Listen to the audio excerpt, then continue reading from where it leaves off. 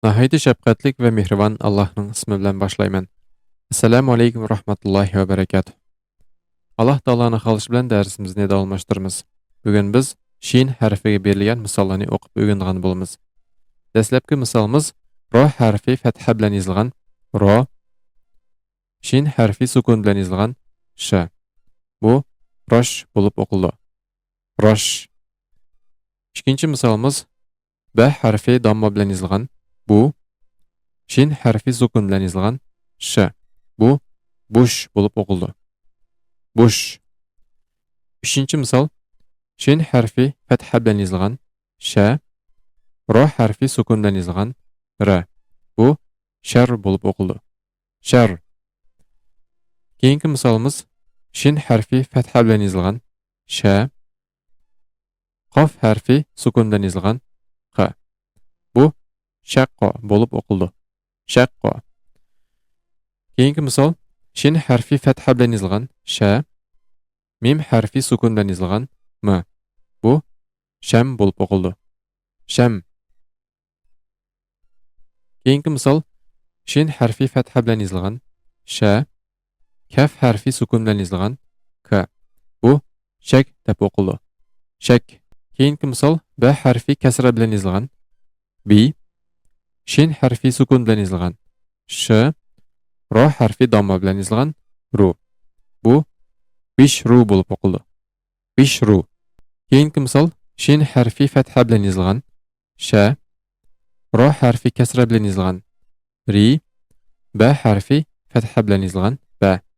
Bu shariba bo'lib o'qildi. Shariba. Keyingi misol shin harfi fatha bilan yozilgan sh, ha harfi sukun bilan yozilgan h, ro harfi damma bilan yozilgan ru. Bu shahru bo'lib o'qildi. Shahru.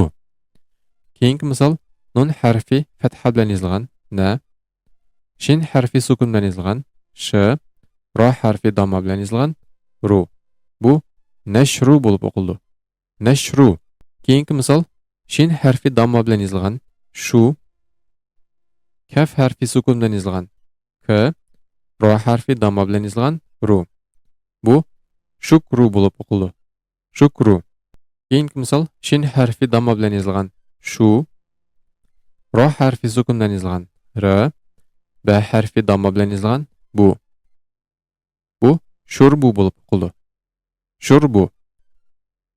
Keyingi misol mim harfi fatha bilan yozilgan ma, shin harfi sukun bilan yozilgan sh, ro harfi fatha bilan yozilgan ro, ba harfi sukun bilan yozilgan b. Bu mashrobi bo'lib o'qildi. Mashrobi.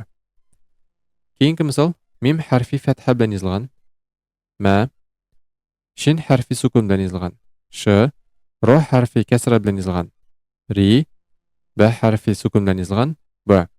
Bu mashribi bo'lib o'qildi. Mashribi.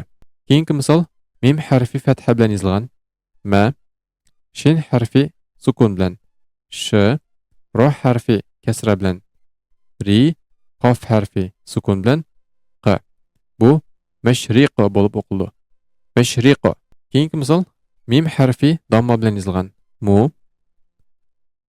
shin harfi sukun bilan yozilgan sh, ta harfi fatha bilan yozilgan ta, ha harfi kasra bilan yozilgan hi, ro harfi sukun bilan yozilgan r. Bu mushtahir bo'lib o'qildi. Mushtahir. Keyingi misol mim harfi damma bilan yozilgan mu, shin harfi sukun bilan sh, ta harfi fatha bilan ta, ro harfi fatha bilan ro, kaf harfi sukun bilan k. Bu mushtarok bo'lib o'qildi. Mushtarok. Keyingi misol alif harfi kasra bilan yozilgan i, shin harfi sukun bilan yozilgan sh, ta harfi fatha bilan yozilgan ta, ha harfi fatha bilan yozilgan ha, ro harfi fatha bilan yozilgan ro. Bu ishtahara bo'lib o'qildi. Ishtahara. Keyingi misol yay harfi fatha bilan yozilgan ya, shin harfi sukun bilan sh, ta harfi fatha bilan ta, H harfi kasra bilan hi, ro harfi damma bilan ru. Bu yashtahiru bo'lib o'qildi. Yashtahiru. Keyingi misol alif harfi kasra bilan i, b harfi sukun bilan b, ro harfi fatha bilan ro, nun harfi sukun bilan n, shin harfi fatha bilan sha, qof harfi fatha bilan qo. Bu iboron shaqqo bo'lib o'qildi. Iboron shaqqo. Keyingi misol yay harfi fatha bilan ya, b harfi sukun bilan b, ro harfi fatha bilan ro, nun harfi sukun bilan n, shin harfi kasra bilan shi, qof harfi damma bilan qu. Bu yabaron shiqu bo'lib o'qildi. Yabaron shiqu. Berilgan misollarni 5dan boshlab yana bir o'qib chiqamiz. Rosh, bush, shar, shaqqo, sham, shak, bishru, shariba, shahru, nashru, shukru, shurbu, mashrobi, mashribi, mashriqo, mushtahir, mushtarak, ishtahara, yashtahiru, iboron shaqo, yabaron shiqu. Mana bilan darsimiz oyoqlashdi. Alloh taolo hammamizga foydali ilm bersin. Assalomu alaykum va rahmatullohi va barakatuh.